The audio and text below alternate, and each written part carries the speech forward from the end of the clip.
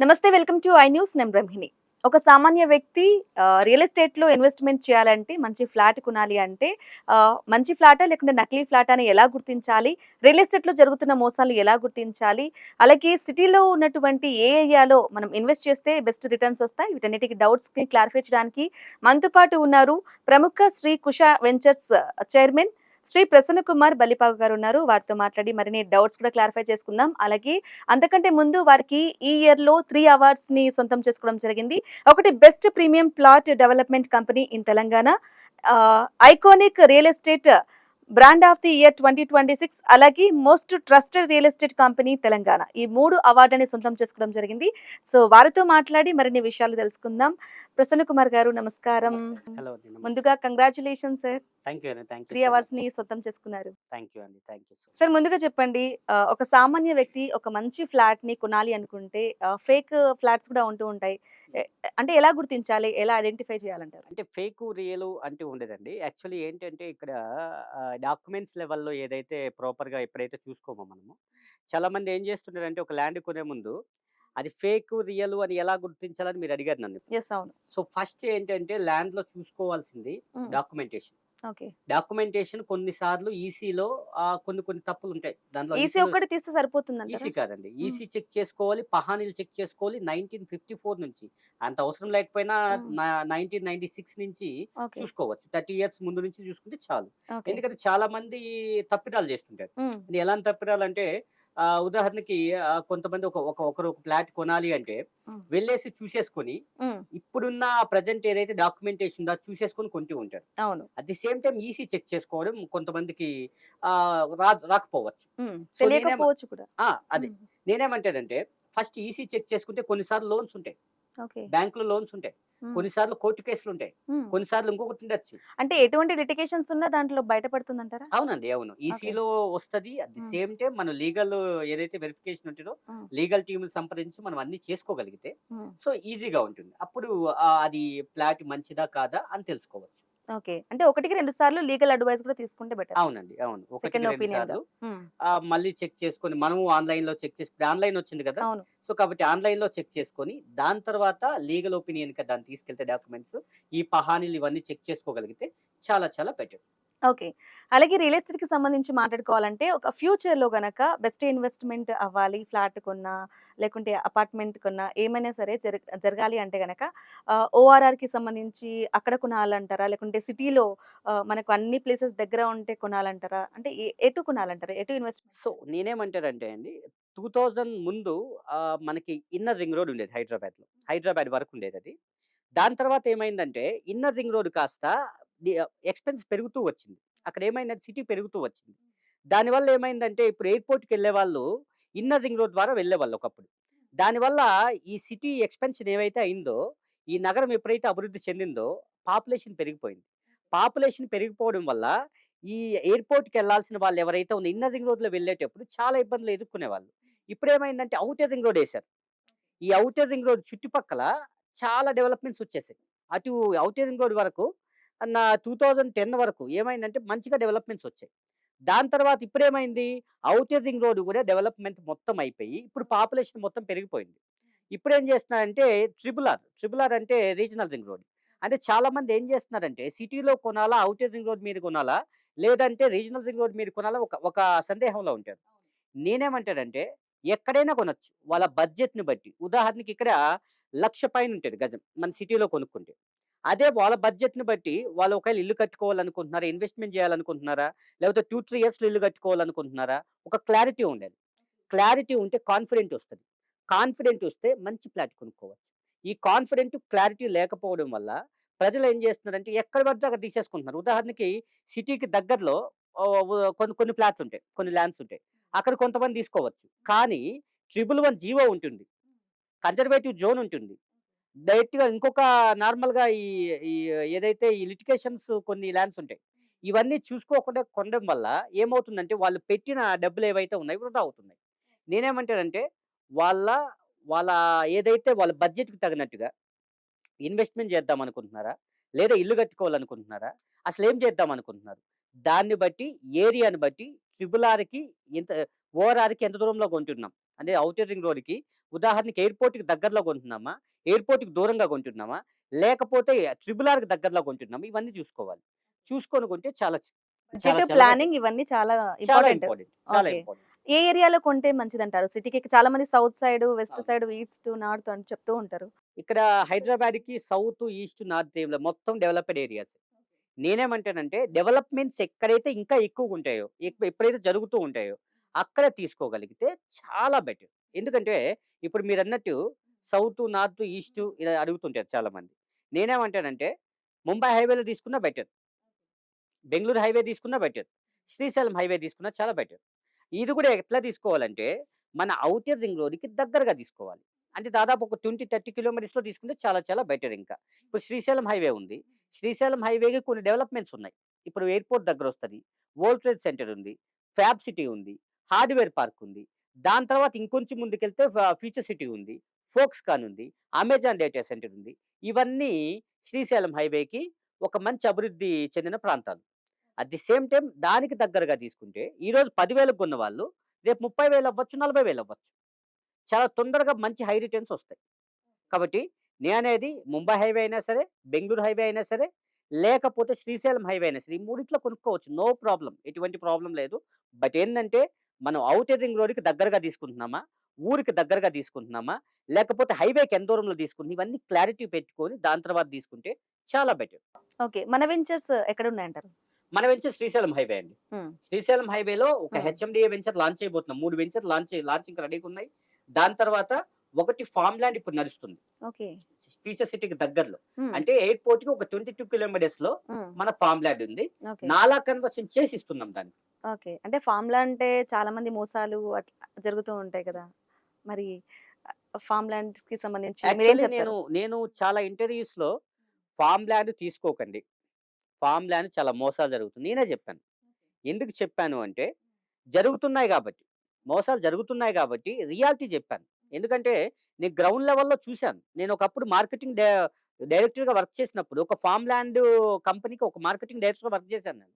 Work చేసినప్పుడు form ల్యాండ్‌లో జరిగే మోసాలేంటి అవన్నీ చూసాను దగ్గరుండి నేను. దాన్ని బట్టి ఫార్మ్ ల్యాండ్ పైన చాలామంది ఫార్మ్ ల్యాండ్ అయ్యో! వామ్మో! ఫార్మ్ ల్యాండా అని ఎళ్ళిపోతుంటారు. అలాంటి వాళ్ళకి శ్రీకుష వెంచర్స్ ఒక దారి చూపిస్తుంది. ఎందుకంటే, మనం ఫార్మ్ ల్యాండ్ ఇచ్చేసి గమ్మున ఉండిపోవట్లేదు అక్కడే. క్లబ్ హౌస్ ఇస్తున్నాం. దాంతో పాటు నాలా కన్వర్షన్ చేసిస్తున్నాం. 10 ఇయర్స్ వరకు మనదే రెస్పాన్సిబిలిటీ. అది కూడా హెచ్ఎండీఏ లిమిట్స్‌లో మన ఫార్మ్ ల్యాండ్ ఏసాం. ఇవన్నీ గూడా మన ఫార్మ్ ల్యాండ్స్‌కి మంచి బెనిఫిట్స్. సరే అలాగే మామూలుగా సిటీలో ఇన్వెస్ట్ చేయాలంటే చాలా మంది ఇష్టపడుతున్నారు. ఎందుకంటే సిటీకి దగ్గరలో ఉంటాం కదా! సిటీలోనే ఉంటాం గదా! అపార్ట్‌మెంట్ అయినా ఓకేలే అంటారు. కానీ అపార్ట్‌మెంట్ కొంటే బెటరా? లేకుంటే ఆహ్, ఫ్లాట్ కొంటే బెటర్ అంటారా? ఇప్పుడు ఆలోచించే విధానం అండి. చాలామంది ఏం జేస్తారంటే, అపార్ట్‌మెంట్‌లో కొనేస్తే రెంట్‌లొస్తాయని ఆలోచన జేస్తారు.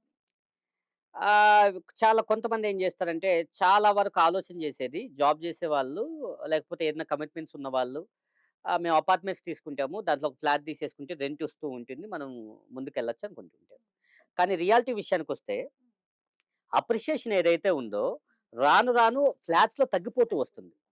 ఈ ఓపెన్ ఫ్లాట్స్‌లో పెరుగుతూ వస్తుంది. కానీ కొనేటప్పుడు ఎన్ని లాక్స్ అయినా, ఎన్ని కోట్లైనా కూడా కొంటున్నారు గదా! కొంటున్నారండి. హ్మ్. దాదాపు ఒక 2,00,00,000, 3,00,00,000 యెస్. ఫ్లాట్స్ తీసుకున్న వాళ్ళు కూడా నేను చూసాను అవును. దగ్గరుండి. హ్మ్. బట్ ఏందంటే ఇప్పుడు బాధపడుకుంటున్నారు. ఎందుకంటే వాళ్ళు అదే డబ్బులతో ఎక్కడైనా ఒక ల్యాండ్ తీసుకుంటే హైదరాబాద్‌కి దగ్గరలో హ్మ్. ఇప్పుడు వాళ్ళ రిలేషన్స్ వేరే దగ్గర తీసుకున్నారు. వీళ్ళు ఫ్లాట్ తీసుకున్నారు. వాళ్ళు ఫ్లాట్ తీసుకున్నారు. ఓకే. తీసుకున్న తర్వాత ఏమైందంటే వాళ్ళది ఆ అమౌంట్ ఏదైతే ఉందో వాళ్ళకి రెంట్‌లొచ్చాయి. హ్మ్. ప్రాబ్లమ్ లేదు. బట్ ఏందంటే వీళ్ళ ల్యాండ్ ఏదైతే ఉందో 1,00,00,000కి తీసుకున్నోళ్ళు 3 క్రోర్స్ అయింది. ఓహ్! గ్రేట్. నేనేమంటానంటే, ల్యాండ్ అపార్ట్మెంట్స్‌లో ఫ్లాట్ తీసుకోవచ్చు. ఉండడానికైతే తీసుకోవచ్చు. అంతేగాని మనకి హై రిటర్న్స్ రావాలి అనుకుంటే మాత్రం open flats is the better best. Option. Okay. Best investment అయితే ఓపెన్ ఫ్లాట్స్. ఓపెన్ ఫ్లాట్స్ అంతే. ఓకే. అలాగే రెరా అప్రూవల్ వచ్చిన తర్వాత నిజంగా చాలా మంది ఫ్లాట్స్ కొనుగోలుదారులకు ఒక అంటే సేఫ్‌గా రక్షణ పెరిగిందంటారా? లేకుంటే అది కూడా ఒక ప్రాజెక్ట్‌లా ఖర్చు అని అనుకోవాలంటారా? ఎగ్జాక్ట్‌లీ అండి. మీరు చెప్పింది కరెక్టే. హ్మ్. సో, 2017కి ముందు హ్మ్. ఏదైతే రేరా ఆప్షన్ అనేది లేదు. సో, రేరా వచ్చిన తర్వాత ఏమైంది అంటే మోసాలు తగ్గాయి. ఎందుకంటే రేరా ఏదైతే ఈ ఈ రేరాకి తీసుకున్న వాళ్ళ కంపెనీస్ ఏవైతే ఉన్నాయో, రేరా అనేది ఎలా ఇస్తారు అంటే, ఆ కంపెనీ నార్మ్స్ కొన్ని పెట్టాలి దాంట్లో. అంటే హ్మ్. నార్మ్స్ ఏవైతే ఉన్నాయి రేరాలో అంటే హ్మ్. హెచ్ఎండీఏకి కొన్ని నార్మ్స్ ఉంటాయి. ఓకే. అవన్నీ ఉంటేనే రేరా అప్రూవల్ ఇస్తారు. ఈ రేరా వల్ల చాలా మోసాలు తగ్గుతున్నాయి. ఓకే. ఎందుకంటే ఒకప్పుడు డీటీసీపీ అని చెప్పి అమ్మేసేవాళ్ళు. హ్మ్. డీటీసీపీ ఆ పార్క్ లేకపోయినా, లేకపోతే ఆ అండర్ గ్రౌండ్ ఎలక్ట్రిసిటీ డ్రైనేజ్ లేకపోయినా, డెవలప్‌మెంట్స్ ఏం డెవలప్‌మెంట్స్ లేకపోయినా ఏం లేకపోయినా హ్మ్. అమ్మేసేవాళ్ళు. కానీ రేరా వచ్చిన తర్వాత ఇవన్నీ ఉంటేనే అవును. రేరా వాళ్ళిస్తారు. అప్రూవల్ ఇస్తారు. గవర్నమెంట్ ఇస్తారు హ్మ్. అప్రూవల్. దానివల్ల చాలా మోసాలు తగ్గుతున్నాయి. ఓకే. So, better. చాలా వరకు హెచ్ఎండీఏ తీసుకునే వాళ్ళు రేరా చెక్ చేసుకొని తీసుకోవాలి. తీసుకుంటేనే చాలా చాలా బెటర్ అవుతది. ఓకే. అలాగే ఇక భూమి రికార్డులు డిజిటల్ అయినాయి కదా! మరి అయినా కూడా ఇంకా ల్యాండ్ డిస్ప్యూట్స్ ఎందుకు తగ్గట్లేదంటారు? ఎందుకు తగ్గట్లేదు అంటే హ్మ్. అసైన్‌మెంట్ ల్యాండ్స్ అంటారు కొన్ని. హ్మ్. కొన్ని ఇంకొకడు ఎక్కడో ఉంటాడు. ఉదాహరణకి యూఎస్‌లో ఉంటాడు ఒకతను. హ్మ్. యూఎస్‌లో ఉన్నతను ఏం చేస్తారంటే మన ల్యాండ్ సేఫ్‌గా ఉందనుకుంటారు. అవును. కానీ ఏం చేస్తారు కొంతమంది వచ్చి ఆ ల్యాండ్ ఓనర్ లేకపోయినా ఆ ఫేక్ ఏవో సృష్టించో లేకపోతే ఇంకొకటి చేసో వాళ్ళు చేసేసుకుంటారు. ఓకే. సో ఏమవుతుందంటే ల్యాండ్ ఏదైతే సంబంధికులు ఎవరైతే ఉన్నారో ఆళ్ళు లేకపోవడం వల్ల, హ్మ్. రెండవది ఈ ల్యాండ్‌కి సంబంధించి డీటెయిల్స్ సరిగ్గా చూసుకోకపోవడం వల్ల డిస్ప్యూట్స్ అనేవి జరుగుతున్నాయి. ఉదాహరణకి కొన్ని ఇప్పుడు అసైన్‌మెంట్ ల్యాండ్స్ ఉంటాయి. ఓకే. ఉన్నప్పుడు అదెప్పుడో ఇచ్చుంటారు. ఓకే. అలాగే చాలామంది అంటూ ఉన్నారు కదా! ఈ మధ్య కాలంలో హైడ్రా వచ్చింది. హ్మ్. సో, హైడ్రా రావటం వల్ల రియల్ ఎస్టేట్ పడిపోయింది. ధరలు కూడా తగ్గిపోయాయి హ్మ్. అనేది ఒక వాదనగా నడుస్తూ ఉంది. హ్మ్. మీకు కూడా తెలిసే ఉంటుంది. అవును. మరి ఏమంటారు? నిజంగా తగ్గిపోయాయంటారా? అంటే నాకు తెలుసండి. ఇప్పుడు హైదరాబాద్ చుట్టుపక్కల అది హ్మ్. హైదరాబాద్ లోపల హ్మ్. చాలా వరకు చాలా వరకు హ్మ్. దాదాపు చెరువు బఫర్ జోన్‌లోనో, హ్మ్. ఎఫ్‌టీఎల్ జోన్‌లోనో ఉంటాయి. హ్మ్. ఎప్పుడెప్పుడో అవి. హ్మ్. ఎప్పుడెప్పుడో ఎవరెవరో తీసేసుకొని అది ప్రజలకు అంటగట్టేసారు. అవి అయిపోయినాయి. హ్మ్. అయితే ఈ హైడ్రా వల్ల కొంతమంది ఏం చేస్తున్నారంటే చెరువు 1 కిలోమీటర్ దూరంలో ఉందనుకుందాం. హ్మ్. ఎక్కడో మన కందుకూరు, మన తుక్కుగూడకు నియర్ చాలా దగ్గర దూరంగా ఉందనుకుందాం. ఓకే. కిలోమీటర్‌లో ఉన్నటువంటి చెరువుకు కూడా హ్మ్. అయ్యో! అక్కడ చెరువుంది. మాది బఫర్ జోన్‌లోకొస్తుందో మేము తీసుకోమని ఎళ్ళిపోతున్నారు. ఓకే. బట్ నేనేమంటానంటే, ఇదెలా చెక్ చేసుకోవాలి అంటే, హెచ్ఎండీఏ మాస్టర్ ప్లాన్ ఉంటుంది. ఇది హ్మ్. చాలా ఇంటర్వ్యూస్‌లో చెప్పాను నేను. హ్మ్. హెచ్ఎండీఏ మాస్టర్ ప్లాన్‌లోకెళ్ళి, మీరు ఉదాహరణకి షాద్ నగర్‌లో తీసుకుంటున్నారు. షాద్ నగర్ ఏదైతే ప్లేస్ ఉందో దాన్ని క్లిక్ చేస్తే, ఓకే. దాని మ్యాప్ అంతా వస్తది. అవును. ఆ మ్యాప్‌లో బఫర్ జోన్ ఎక్కడుంది? ఎఫ్‌టీఎల్ జోన్ ఉందా? ఆర్1 జోన్ ఉందా? ఆర్2 జోన్ ఉందా? ఆర్3 జోన్ ఉందా? ఆర్4 ఉందా? కన్జర్వేటివ్ జోన్ ఉందా? కమర్షియల్ జోన్ ఉందా? ఇండస్ట్రియల్ జోన్ ఉందా? అవన్నీ వస్తాయి. ఓకే. చాలా మందికి తెలియదది పాపం. అవును. తెలియకుండా ఏం చేస్తారంటే ఎక్కడెక్కడో తీసేసుకుంటా ఉంటారు. సో, అలా కాకుండా నేను చెప్పింది ఏదైతే ఉందో హెచ్ఎండీఏ ప్లాన్ ఏదైతే ఉందో అది చూసుకోగలిగితే హ్మ్. చాలా బెటర్. ఓకే. మరి రియల్ ఎస్టేట్ తగ్గిందంటారా హైడ్రా వల్ల? లేకుంటే నార్మల్‌గానే ఉందంటారా? లేదండి. రియల్ ఎస్టేట్ ఎప్పుడు భూమి వాల్యూ అనేది కొంతమంది పుకార్ల వల్ల హ్మ్. రేటు తగ్గొచ్చంతే. ఓకే.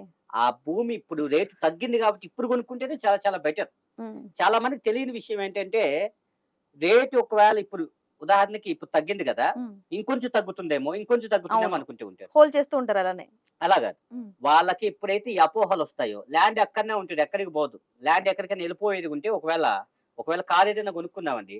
కార్ ఏదైనా ఇప్పుడు డీజిల్ ఏదైనా ఇబ్బంది అయిందనుకోండి. పెట్రోల్ గాని, డీజిల్ హ్మ్. గాని ఏమన్నా అదేదో ఇరాన్‌లో యుద్ధం జరుగుతుంది. దానివల్ల మనకి ఆ ఆయిల్ రాకపోవచ్చు. దానివల్ల ఇబ్బంది జరగొచ్చు. ల్యాండ్ మాత్రం అలాగే ఉంటది కదా! అవును. ఉంటది. కాబట్టి కొనుక్కోవచ్చు. ఎటువంటి ఇబ్బంది లేదు. నేనేమంటానంటే ఇది చాలా మంది చేసే అపోహ అంతే. ఓకే. చాలా వరకు. కానీ ఈ టైంలోనే కొనుక్కోవాలి. ఎందుకంటే కొంచెం తక్కువలో వస్తాయి ల్యాండ్ కూడా. మార్కెటింగ్‌లో ఈ మధ్య కాలంలో హ్మ్. మార్కెటింగ్‌కి సంబంధించి చాలామంది ఇప్పుడు గనక రియల్ ఎస్టేట్‌లో మనం ఇన్వెస్ట్ చేయకపోయినా, ఏవైనా సరే తీసుకోకపోయినా, ఇప్పుడు కొనకపోతే ఇంక లైఫ్‌లో హ్మ్. ఎప్పుడు ఇన్వెస్ట్ చేయలేము అని అంటూ ఉంటారు కదా! అది భయపెట్టడమే అంటారా ప్రజల్ని? లేదండి. యాక్చువల్‌గా ఏంటంటే ముందు జాగ్రత్త అనుకోవచ్చు. హ్మ్. ఎందుకంటే ఇప్పుడున్న సిట్యుయేషన్‌లో చాలా మంది ఈ ల్యాండ్ రేట్లు పడిపోయాయి కాబట్టి చాలా వరకు ఇప్పుడు కొనుక్కోవడం చాలా చాలా బెటర్. ఎందుకంటే నెక్స్ట్ ఇప్పుడు ఎవరైనా వచ్చి వేరే వేరే రాష్ట్రాల వాళ్ళు కూడా వచ్చి కొంటున్నారు. నేనేమంటానంటే ఇదే సరైన సమయం. ఇప్పుడు కొనుక్కోగలిగితే ఫ్యూచర్‌లో మంచి మంచి హై రిటర్న్స్ రాబోతున్నాయి.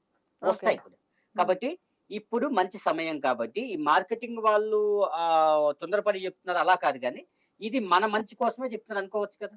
ఓకే. కాబట్టి కొనుక్కోవచ్చు ప్రాబ్లమ్ లేదు. ఇప్పుడు కొంటేనే చాలా మంచి సమయం. సరే ఫ్లాట్ కొనేటప్పుడు ముఖ్యంగా మీరు ఇంతకు ముందు మాట్లాడినట్లు లొకేషన్ ముఖ్యమంటారా? లేకుంటే లీగల్ క్లారిటీ ఉండడం ముఖ్యమంటారా? 2 ముఖ్యమే అండి. హ్మ్.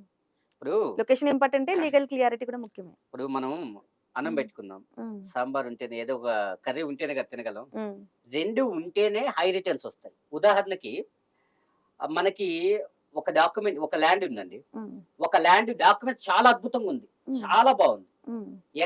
మనం ఎక్కడో మూల కొనేసుంటాం అది తీసుకెళ్ళి. ఓకే. ఎక్కడో దాదాపు హైదరాబాద్‌కి ఒక 100 కిలోమీటర్లు తీసేసుకుంటాం. అక్కడ మొత్తం పల్లెటూరు, ఆ ఊరు గూడా ఎప్పుడో ఒకసారి పవరొస్తది. అట్లాంటి ఊరు తీసేసుకుంటాం. హ్మ్. దానివల్ల ఏమవుతుందంటే రిటర్న్స్ రావడం తగ్గుతాయి. నేనేమంటానంటే మంచి రిటర్న్స్ రావాలంటే డాక్యుమెంట్స్ తీసుకోవాలి. డాక్యుమెంట్స్ అన్ని చెక్ చేసుకోవాలి. చెక్ చేసుకున్న తర్వాత చాలా ఇంపార్టెంట్‌గా లొకేషన్ ఇంపార్టెంట్. లొకేషన్ మనం డెవలప్‌మెంట్స్‌కి దగ్గరగా తీసుకుంటున్నామా? ఎయిర్‌పోర్ట్‌కి దగ్గర తీసుకుంటున్నామా? ఊరికి పక్కన తీసుకుంటున్నామా? హైవేకి దగ్గర తీసుకుంటున్నామా? లేకపోతే ఇది ఏ జోన్‌లో ఉంది? ఇవన్నీ చూసుకొని ఓకే. డెవలప్‌మెంట్స్‌కి దగ్గరగా తీసుకుంటే హ్మ్. మంచి రిటర్న్స్ ఉంటాయి. ఓకే. డెవలప్‌మెంట్స్‌కి దగ్గరగా తీసుకోలేదనుకోండి, ఆ రిటర్న్స్ ఊరికే పేపర్ ఇప్పుడు అంటే డెవలప్‌మెంట్స్ ఏం లేకపోయినా మనకు లో బడ్జెట్ ఉంటే గనక తీసుకునే ఛాన్సెస్ కూడా ఉన్నాయి. తీసుకోవచ్చు. ప్రాబ్లమ్ లేదు. హ్మ్. ఎందుకంటే మరీ మీకు ఇన్వెస్ట్‌మెంట్ పర్పస్ కింద మనకు పర్లేదు. ఒక 10 సంవత్సరాలకొచ్చినా పర్లేదనుకునే వాళ్ళు ఎక్కడైనా ఇన్వెస్ట్ చేసుకోవచ్చు. ట్రిపుల్ ఆర్ లోపలకి అంటే రీజనల్ రింగ్ రోడ్ లోపల, హ్మ్. ఈ ఔటర్ రింగ్ రోడ్, ఈ మిడిల్‌లో ఎక్కడైనా ఇన్వెస్ట్ చేసుకోవచ్చు. No issue. హ్మ్. బట్ ఏందంటే వాళ్ళకి మంచి ఇన్వెస్ట్‌మెంట్ రావాలన్నా, మళ్ళీ ఇన్వెస్ట్‌మెంట్‌కి మంచి రిటర్న్స్ రావాలన్నా వాళ్ళకి దగ్గరగా అంటే ఒక 3, 4 ఇయర్స్‌లో, 5 ఇయర్స్, 10 ఇయర్స్ లోపల మంచి హై రిటర్న్స్ రావాలంటే మాత్రం మంచి డెవలప్‌మెంట్స్ ఏరియా అనేది చాలా చాలా ఇంపార్టెంట్. Location important. సరే ఈ రోజు గనక మీరు పెట్టుబడి పెట్టాలి, ఇన్వెస్ట్ చేయాలి అంటే గనక మీరు ఫ్లాట్‌లలో పెడతారా? లేకుంటే కమర్షియల్ ప్రాపర్టీలలో పెడతారా? నన్ను అయితే అడుగుతున్నారా? ఎందుకంటారు? మిమ్మల్నే. ఓహ్! మంచి క్వెషన్ అడిగారు. నన్ను ఇంతవరకు ఎవరు అడగలేదు. ఓకే. బట్ ఏందంటే, నేను ఓపెన్ ప్లాట్స్‌లోనే పెడతానండి. హ్మ్. ఓపెన్ ప్లాట్స్‌లో కూడా ఎలా పెడతానంటే, ల్యాండ్ పైనే ఇన్వెస్ట్ చేస్తా. హ్మ్. అది హైదరాబాద్‌కి సరౌండింగ్స్‌లో ఏవైతే డెవలప్‌మెంట్స్ ఉన్నాయో, దానిపైన ఇన్వెస్ట్ చేస్తాను తప్ప, నేను ఈ కమర్షియల్ ఏదైతే అపార్ట్మెంట్స్ ఉన్నాయో, ప్రాపర్టీలలో. లేకపోతే ప్రాపర్టీస్ ఉన్నాయో, దీనిపైన ఇన్వెస్ట్ చేయాలంటే కొంచెం బడ్జెట్ ఎక్కువవుద్ది. ఓకే. అదే బడ్జెట్‌లో నేను 2 ప్లాట్లు కొనొచ్చు. ఓహ్! కొంచెం ఎయిర్‌పోర్ట్‌కి కొంచెం దగ్గరగా నేను 2 ప్లాట్లు కొనొచ్చు కదా! హ్మ్. సో, నేనేమనుకుంటున్నానంటే, నేను ల్యాండ్ పైనే ఇన్వెస్ట్ చేస్తా. ఆ హ్మ్. కమర్షియల్ దానికంటే కూడా ల్యాండ్ పైన ఇన్వెస్ట్ చేసి, దాంతో ఇంకొక 2 ప్లాట్లు ఎక్స్‌ట్రా తీసుకుంటాను. సో, అలా ఉంటుంది. ఓకే. ఒక మిడిల్ క్లాస్ వ్యక్తి గనక ఫ్లాట్ కొనాలి అంటే గనక డెవలప్ అయిన ప్రాంతాల్లో కొనాలంటారా? లేకుంటే ఒక చిన్న మీరు ఇంతకు ముందు మాట్లాడినట్టు 2 చిన్న ఫ్లాట్‌లు కొంటే బెటర్ అంటారా? నేననుకునే డెవలప్‌మెంట్స్ ఏరియాలో కొంటేనే బెటర్ అండి.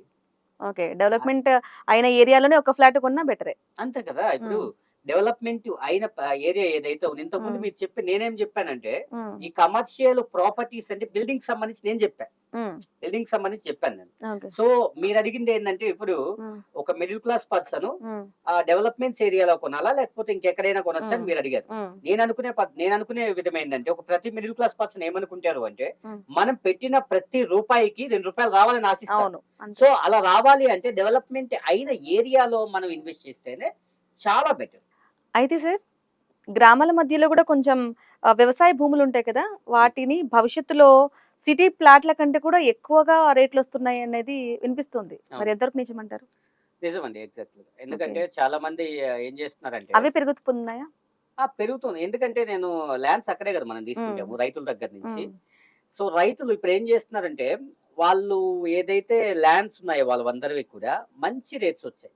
ఓకే. ఇప్పుడు ఈ సిటీ దగ్గరలో ఎంతైతే రేట్లున్నాయో, మేము ఒక 40 కిలోమీటర్ల దూరం వెళ్తే కూడా అదే రేట్లున్నాయి హైవేకి గాని, లోపలికి గాని. చాలా సంతోషమేస్తది ఒక్కొక్కసారి. హ్మ్. రైతులు ఒకప్పుడు ఈ భూమిని ఏం జేసుకోవాలి ఆ స్థాయి నుంచి, అవును. ఈ భూమిని అమ్మితే మనం కోటీశ్వర్లు అనుకునే పొజిషన్‌కొచ్చారు అంటే, అది మన హైదరాబాద్ డెవలప్‌మెంట్‌కి సంబంధించింది మాత్రం. ఓకే. ఎందుకంటే ఇవి ఈ దీన్ని బేస్ చేసుకొనే చాలా ఈ డెవలప్‌మెంట్స్‌ని బేస్ చేసుకొనే రైతులు చాలా మంది హ్యాపీగున్నారు. ఈరోజు ఒక 5 ఎకరాలో, 4 ఎకరాలో ఉన్న రైతులు ఎవరైతే ఉన్నారో వాళ్ళంతా నిజంగా కోటీశ్వర్లే. అవును. ఎందుకంటే హైదరాబాద్‌కి నియర్‌లో నేను కూడా చెప్పేది. హ్మ్. హైదరాబాద్‌కి దాదాపు ఒక 50, 40 కిలోమీటర్స్‌లో ఎవరైతే ల్యాండ్స్ ఉన్నాయో వాళ్ళందరూ కూడా కోటీశ్వర్లే అని చెప్పొచ్చు. ఎందుకంటే ఆ రేట్లు ఆ విధంగా ఉన్నాయి. ఓకే. రేట్లు ఆ విధంగా చెప్తున్నారు కూడా. హ్మ్. ఒక పక్క సంతోషం వేస్తది. ఒక పక్క మనమే గదా కొనుక్కోవాలి. అవును. ఒక పక్క బాధ అనిపిస్తూ ఉంది. ఇంత రేట్లు పెరిగాయనేసి. సో, అలా ఉంది. Okay sir. అలాగే చెప్పండి ప్రైజెస్‌కి సంబంధించింది మాట్లాడుకోవాలంటే మనము అంటే లక్కీ డ్రా ద్వారా, లక్కీ డిప్ ద్వారా ప్రైజెస్ కూడా అనౌన్స్ చేస్తూ ఉంటారు. హ్మ్. ఇన్‌స్టాల్‌మెంట్‌లో కూడా హ్మ్. వాటికి కూడా వస్తున్నాయి. మరి అవన్నీ కూడా నమ్మొచ్చంటారా? ఎంతవరకు నమ్మొచ్చంటారు? నేనొకటే అండి. హ్మ్. ఇప్పుడు చాలా మంది ఏం జేస్తారంటే, మీకు మంత్లీ రెంట్లిస్తాము. హ్మ్. అవును. మంత్లీ రెంట్లిస్తాం మీకు. హ్మ్. దాని తర్వాత ఈ లక్కీ డిప్ ద్వారా మీకు కార్ ఇచ్చేస్తాం, ఇంకోటి ఇచ్చేస్తాం అని అవును. చెప్తుంటారు. బట్ ఇవన్నీ ఎట్లా అంటే, ప్రజలు కొనుక్కోవడానికి ఒక దారి. అంటే వాళ్ళు వాళ్ళు వేసిన ఒక దారి అంతే. ఓకే. వాళ్ళు అట్రాక్ట్ చేయడానికి ఒక దారి. నేనేమంటానంటే, ఈ రెంట్‌లు ఇవన్నీ హ్మ్. మనమివ్వము. హ్మ్. ఇంకొకటేందంటే, మనం కస్టమర్‌కి ఒక మంచి ఫ్లాట్ ఇస్తాం. ఓకే. మంచి ఫ్లాట్ ఇచ్చి, మంచి రిటర్న్స్ తెప్పిస్తాం. హ్మ్. అంతేగాని వాళ్ళకి మంత్లీ రెంట్ ఇచ్చి లేకపోతే ఇంకొకటిచ్చి మనం అలా అట్రాక్ట్ చెయ్యట్లేదు. ఎందుకంటే ఒక ల్యాండ్ బాగున్నప్పుడు కస్టమర్‌కి ఒక మంచి అసెట్ ఇవ్వాలి మనం. ఒక ఫ్యూచర్‌లో ఒక లాంగ్ టర్మ్‌లో ఒక మంచి అసెట్ ఇవ్వాలి. వాళ్ళు ఎప్పుడైనా సరే నిర్భయంగా మన ల్యాండ్ మనకు అక్కడ ఉంది, మనం ఎప్పుడైనా అమ్ముకోవచ్చు అనే ఆలోచన వాళ్ళ మైండ్‌లోకి రావాలి. అలాంటి ల్యాండ్ మనం కొన్నప్పుడు ఊరికే ల్యాండ్ కొని వృధా కదా! అవును. సో నేనేమనుకుంటున్నానంటే కస్టమర్‌కి ఒక మంచి అసెట్ ఇవ్వాలి. అట్ ది సేమ్ టైమ్ మనం కస్టమర్ ఎప్పుడైనా ఎవరైనా తీసుకున్నప్పుడు వాళ్ళకొక మంచి రిటర్న్స్ తెప్పించాలన్న ఒక ఉద్దేశంతో మంచి మంచి ల్యాండ్స్ ఇస్తున్నాం. Super sir. ఇక ఫైనల్‌గా ఇన్వెస్టర్‌లకి ఏం చెప్తారు? ఇన్వెస్టర్లు ప్రతిసారి చెప్పేదే చెప్తానండి. ఓకే. ఎందుకంటే ఏదైనా ఒక ల్యాండ్ తీసుకోగలిగితే హ్మ్. మీరు ఒక మంచి డాక్యుమెంటేషన్ చూసుకొని, దాని తర్వాత ఇది ఏ జోన్‌లో ఉంది అవన్నీ చెక్ చేసుకొని, డెవలప్‌మెంట్స్‌కి దగ్గరగా ఉందా లేదా అవన్నీ చెక్ చేసుకొని, ఎయిర్‌పోర్ట్‌కి దగ్గరుందా లేకపోతే ఊరికి దగ్గరుంది ఇవన్నీ చెక్ చేసుకున్న తర్వాత ఈసీ చెక్ చేసుకొని, ఈ పహానీలు ఇవన్నీ చెక్ చేసుకున్న తర్వాత ఒక ల్యాండ్ ఆ రేట్‌కొస్తుందా లేదా? ఉదాహరణకి మీరొక 15,000 గజమున్న చోట మీరు 20,000 పెడితే వృధా కదా! సో నేనేమంటానంటే 15,000 చోట 15,000 పెడితే రేపు మంచి రిటర్న్స్ వస్తాయి మీకు. కాబట్టి ఎక్కడైనా కొనాలి అంటే అన్నీ చూసుకొని జాగ్రత్తగా ఏ జోన్‌లో ఉంది అవన్నీ చూసుకున్న తర్వాత మళ్ళీ కొనుక్కుంటే చాలా చాలా బెటర్. అయితే ప్రసన్న కుమార్ గారు, మీరు ఇంతకుముందు మాట్లాడుకున్నట్లు మనం మాట్లాడుకున్నప్పుడు నేను మార్కెటింగ్‌కి సంబంధించిన చాలా గ్రౌండ్ లెవెల్‌లో తిరిగాను, అన్నీ చూసానన్నారు. మరి అక్కడి నుంచి ఈ స్థాయి వరకు ఎలా వచ్చారు? అసలు ఈ మీ జర్నీ ఎలా అంటారు? నా జర్నీ ఏంటంటే అండి హ్మ్. 2020లో వచ్చా. హ్మ్. అంతకుముందు నేనొక లెక్చరర్. ఓహ్! ఓకే. సో మా నాన్న ఒక చిన్న ఆటో డ్రైవర్. ఓకే. మా నాన్న ఆటో డ్రైవర్‌లో నన్ను చదివించినాడు. హ్మ్. నేను అక్కడి వరకు చదువుకుంటూ ముందు వచ్చి నుంచి ఇంట్రెస్టేనా? ఏదండి రియల్ ఎస్టేటా? హ్మ్. లేదండి. యాక్చువల్ రియల్ ఎస్టేట్‌లోకి వస్తానని అసలు ఊహించలేదు. ఓకే. నా సిట్యుయేషన్స్ ఆ విధంగా ఉండేవి. ఓకే. ఎందుకంటే నేను ఎక్కడైనా ఇన్వెస్ట్ చేయాలి, ఏదైనా ఇన్వెస్ట్ చేయాలనుకుంటే మనకి డబ్బులుండాలి కదా! హ్మ్. మెయిన్ దేంట్లో అయినా పెట్టుబడి అవును. పెట్టాలంటే డబ్బులుండాలి. మన దగ్గర ఉండేటివి కాదు నా హ్మ్. దగ్గర. హ్మ్. కరోనా టైమ్ వచ్చింది. సాలరీ వస్తా ఉండేది. కరోనా టైమ్‌లో స్టాప్ అయిపోయింది. అవును. సో లెక్చరర్‌గా పనిచేస్తూ నెలకు ఒక 25,000 సాలరీ వస్తే ఆ సాలరీ రాకపోతే వెనక్కి తిరిగి చూసుకుంటే ఈఎంఐలు అవంతా అవును. ఇంటికొచ్చేసి చాలా ఉంటాయి. ఇబ్బందులు పెడుతుంటే ఆ టైమ్‌లో నేను హైదరాబాద్‌కొచ్చా. హ్మ్. హైదరాబాద్‌కొస్తే ఇక్కడ అంటే ఎక్కడ ప్రాపర్ ఎక్కడంటారు? తిరుపతండి. ఓకే. తిరుపతి. హ్మ్. సో అక్కడి నుంచొచ్చాను. హ్మ్. అక్కడి నుంచి అందరూ కరోనా టైమ్‌లో ఇక్కడి నుంచి అక్కడికెళ్ళిపోతే విలేజ్‌లకి. నేను అక్కడి నుంచి ఇక్కడికొచ్చా. ఓకే. ఎందుకంటే నేను చేయాలి లేదా చావాలి రెండే ఉన్నాయి నాకు. ఓహ్! అలా డూ ఆర్ సిట్యుయేషన్. డై. అంతే మా రిలేషన్స్, మా ఊర్లో వాళ్ళందరూ మమ్మల్ని చాలా ఎగతాళిగా చూస్తూ అంటే ఓకే. వీళ్ళు ఇంకా ఎందుకు వీళ్ళ జీవితం అన్నట్టుగా హ్మ్. అలా చూస్తూ ఉన్న సిట్యుయేషన్ నుంచి నేను అక్కడి నుంచి వచ్చాను. ఓకే. ఇక్కడికొచ్చిన తర్వాత చాలా చూసాను. వచ్చిన తర్వాత ఒక్క పూటే తినేవాడిని. హ్మ్. ఈ రోజుకి ఒక పూటే తినేవాడిని. ప్రాబ్లమ్స్ అన్నీ ఫేస్ చేసేవాడిని. మనం సక్సెస్ అవ్వగలమా? అవ్వలేమా? అనుకునే ఆలోచన మైండ్‌కొచ్చేసేది. ఓకే. దాని తర్వాత ఒక రియల్ ఎస్టేట్‌లోకొచ్చిన తర్వాత మెల్లమెల్లగా ఒక కస్టమర్, ఇద్దరు కస్టమర్ ఇలా కస్టమర్స్ ద్వారా ఒక మార్కెటింగ్ ఎగ్జిక్యూటివ్‌గా హ్మ్. జాయిన్ అయిన నేను ఒక్కడినొచ్చిన వాడిని. ఈరోజు 300కు పైగా మార్కెటింగ్ పీపుల్ ఉన్నారు మన దగ్గర. 20 ఓహ్! మంది ఎంప్లాయీస్ ఉన్నారు. 3 బ్రాంచ్‌లున్నాయి. 6 వెంచర్‌లు కంప్లీట్ చేశాం. ఇవన్నీ ఎలా సాధ్యమంటే మనం అప్పుడున్న సిట్యుయేషన్ నాకేంటి అంటే, మనల్ని ఎవరైతే తక్కువ చూపు చూసారో, ఎవరైతే మనల్ని అవమానించారో, ఎవరైతే నువ్వేం చేయలేవు, మీరెందుకు అనుకున్నారో, మా అమ్మ రోజు ఏడ్చేది. అరే! ఓకే. వాళ్ళిట్లా అంటున్నారురా, వాళ్ళిట్లా అంటున్నారు. మనం కొంచెం మంచిగా బతకలేమా ఇంకా అనుకోని ఏడ్చేది. అవన్నీ చూసి నాలో ఆ కసి పెరిగింది. మనం ఓకే. సక్సెస్ అవ్వాలి. సక్సెస్ అయ్యి మనమేందో చూపించాలి. ఈరోజు నేను ఈ పొజిషన్‌కొచ్చా అన్నా సరే, మమ్మల్ని అవమానించిన వాళ్ళు, తక్కువ చూపు చూసిన వాళ్ళు, నువ్వేం చేయలేవు అనుకోని చెప్పిన వాళ్ళు, ముఖ్యంగా మీకు తెలిసిందే. మన రిలేషన్‌లోనే ఉంటారు అవన్నీ. యెస్. అవును సార్. ఎక్కడో రిలేషన్స్‌లో ఉండరు. గాని, రిలేషన్స్‌లోనే ఊర్లల్లో ఉంటారు. గాని అవును. ఇట్లనే ఉంటారు. అవును. సో, ఎప్పుడైనా సరే మనం ఎదుగుతుంటే ఇంకా తగ్గించాలని చూసేవాళ్ళే తప్ప, అరే! వారు ఎదుగుతున్నారు. ఇంకా మనం వారిని పుష్ చేద్దామనే ఆలోచన ఎవరికీ ఉండదు. అవును. సో, నాకేంటంటే ఆ అవమానాలన్నీ భరించాను కాబట్టి, అవన్నీ చూసిన తర్వాత కసిగా ముందుకొచ్చి కస్టమర్‌ల ద్వారా ఒక కస్టమర్ నా ఫస్ట్ వెంచర్‌లో ఇన్వెస్ట్ చేశారు. ఓకే. ఫస్ట్ వెంచర్‌లో ఇన్వెస్ట్ చేసి, అంతకుముందు ఒక వెంచర్‌లో నేను ఒక మార్కెటింగ్ డైరెక్టర్‌గా పనిచేసేవాడిని. హ్మ్. ఆళ్ళకి నేను కస్టమర్ క్యాన్సలేషన్‌కి ఏదో హెల్త్ ప్రాబ్లమ్ అయితే డబ్బులు కట్టారాళ్ళు. ఎండీ క్యాబిన్‌లోకెళ్ళి సార్ ఇట్లా వాళ్ళకి హెల్త్ ప్రాబ్లమ్ వచ్చింది సార్. ఇలా మీరు డబ్బులు రిటర్న్ ఇవ్వండి సార్. 25% కట్ చేసుకోమని చెప్తే, ఫస్ట్ క్యాబిన్ నుంచి బయట పో నువ్వు అని నన్ను తిట్టాడు. ఓకే. క్యాబిన్ నుంచి బయటికి పో. నువ్వు వెంచర్‌కి తీసుకెళ్తావు కదా హ్మ్. కస్టమర్‌లని. అక్కడ మేము భోజనం పెడతాం కదా! ఆ భోజనానికి డబ్బులు కట్టమన్నారు. ఓకే. ఇవన్నీ చూసా. ఈ అవమానం అంతా భరించా. నన్ను బయటకి పంపిస్తే నేను కన్నీళ్లతో బయటొచ్చా. ఓకే. వచ్చిన తర్వాత మనం ఎందుకు ఒక స్థాపించకూడదు ఒక వెంచర్ అని ఆ కసే నన్ను ఇంతవరకు తీసుకొనొచ్చింది. గ్రేట్.